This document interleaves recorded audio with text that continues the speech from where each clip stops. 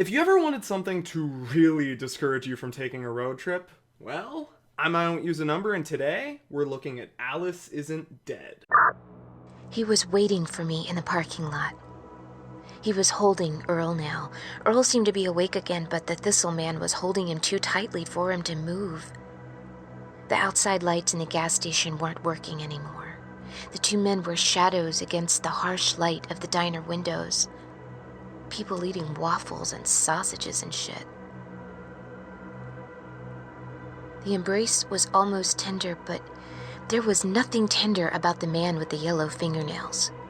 His grip was strong, and the truck driver couldn't move, couldn't shout. They both stared at me. Earl's eyes were wide, struggling with the vision of the future without him in it. The man with the yellow nails, his eyes were flat, like a bad painting of a face. They both stared at me, and then the man with the yellow nails, he took a bite out of Earl, tore out a chunk of flesh right at the artery in his left armpit, and Earl began to bleed. He didn't move, but only whimpered a little. Tears started falling from his staring eyes, but he didn't move. And the other thing, whatever it was not a man, dug his fingers into the wound and pulled out bits of Earl the way he had picked up the egg, with the same flat movement, the nothing demeanor. This was not a meal. This was not something that he had to do in order to survive. It was a demonstration. The Thistle Man, he wanted me to know. And Jesus, right then I knew. I ran back to the truck, of course. I locked the doors, of course. Of course, I pulled out of the parking lot as fast as a truck that size will go, which is not fast enough in a situation like that, of course. Of course I cried, Alice. Of course I did. Alice Isn't Dead is a story-based horror podcast from some of the delightfully twisted minds that brought the world welcome to Night Vale. The protagonist's name isn't revealed for quite a while. Her name doesn't really have any sort of plot-relevant, world-shattering meaning, at least as far as I can tell, but it is revealed with a bit of gravitas, so I'll just be calling her the protagonist in this video. The protagonist is a woman who discovers one day that someone she thought was dead, her wife, Alice, isn't dead. The protagonist takes a job as a trucker to cover more ground while still paying the bills and starts to encounter horrifying supernatural things while unraveling a conspiracy tied into the mystery of where Alice is. What we hear as the audience is the protagonist recounting her experiences over CB radio as a coping mechanism for the fucked up shit she's seen.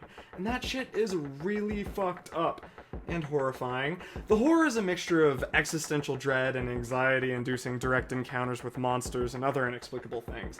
Unlike Night Vale, whatever our protagonist encounters, it's always ultimately horrifying in one way or another. Maybe you don't want to listen to this one in the middle of the night.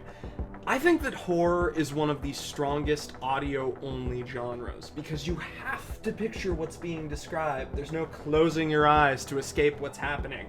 It's all in your head, and the pace is one set by the media, so you can't say stop reading or playing and compose yourself. I resolved to never pause the show while I was listening, unless I had to, of course, because I guess I like torturing myself. It was great. The other large aspect of the show is how personal of a story it is. We learn a lot about the protagonist, because not only is almost the entire story presented from her perspective, but she also tells stories about her old life with Alice and waxes poetic and gets all delightfully philosophical about the non-spooky things she sees while traveling.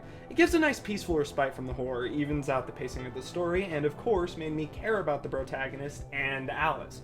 Production quality is absolutely top-notch, the voice acting, music, and other sound design aspects are phenomenal. There's something I really want to hammer home here. This is a story where the protagonist is a woman whose primary motivation is her explicit love for another woman. And it's not a story solely about that romance. That's awesome, and is depressingly rare. Think about how often movies have a protagonist where romantic love is one of their main motivations, or the staggering number of romantic subplots in nearly every fucking movie. Now, for protagonists specifically, how many of those are a woman loving a woman, or a man loving a man? Now, this isn't a movie, but aside from the importance of representation, which is important, I think that non-straight romances as motivating factors in non-romance stories are a vastly unexplored and underutilized storytelling technique, and I'm glad it is such a big part of this. Kinda reminds me of Carmilla in that respect. Alice Isn't Dead is one of those things where the more I tell you about the horror involved, the less striking the horror will be, so I didn't really dive into specifics there, but just go listen to the first episode. It's free pretty much anywhere you can listen to podcasts, also on YouTube, which I'll link in the description. You should know if it's your kind of thing by the end of episode 3.